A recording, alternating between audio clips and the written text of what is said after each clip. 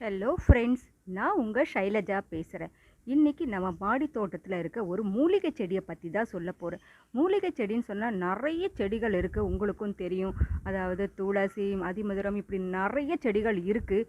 ஆனால் நான் சொல்ல போகிற இந்த கற்பூரவள்ளி, அதாவது ஓமவள்ளி இலை, கற்பூரவள்ளி, இப்படி பல பேர் இருக்கிறது. அதாவது இங்கிலீஷில் மெக்சிகன் மின்ட் அப்படின்னு கூட சொல்லுவாங்க.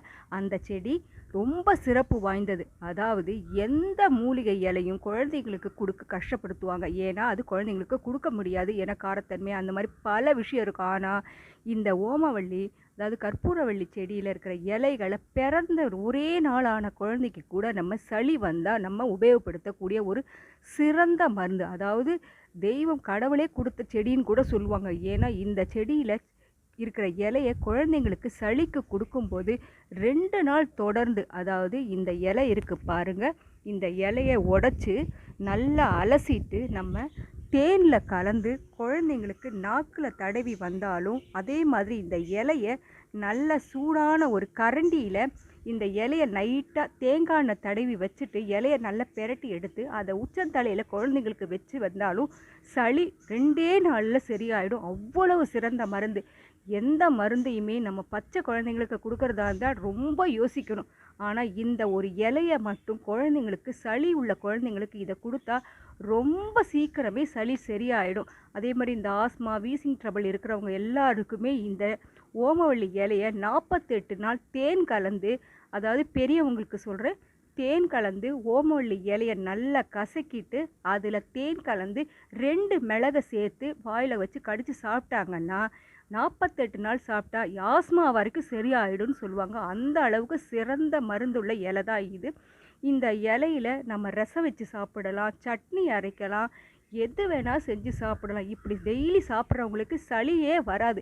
அதே மாதிரி இந்த ஓமவள்ளி இலையை குளிக்கும்போது சுடு தண்ணியில் கலந்து நம்ம குளித்தோம்னா, அதாவது வெது வெதுப்பான குழந்தைங்களை குளிப்பாட்டும் போதோ, பெரியவங்களோ யூக்லிப்டஸ் இலையெல்லாம் போட்டு குளிப்பாங்க, அதாவது உடம்பு வலியெல்லாம் வராமல் இருக்கிறதுக்காக. அதே மாதிரி தான் இந்த ஓமவள்ளி இலையும்.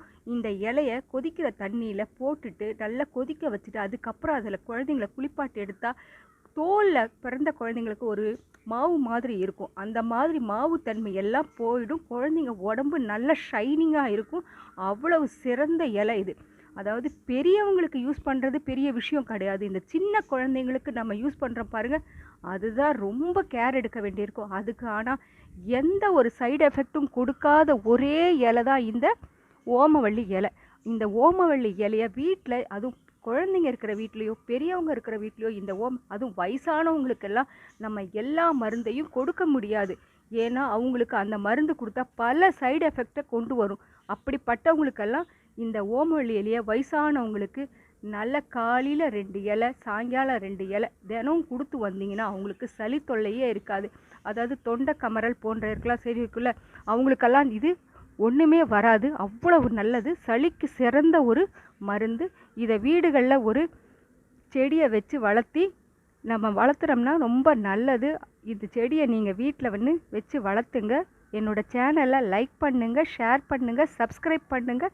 என்றும் உங்களிடமிருந்து விடைபெறுவது உங்கள் ஷைலஜா.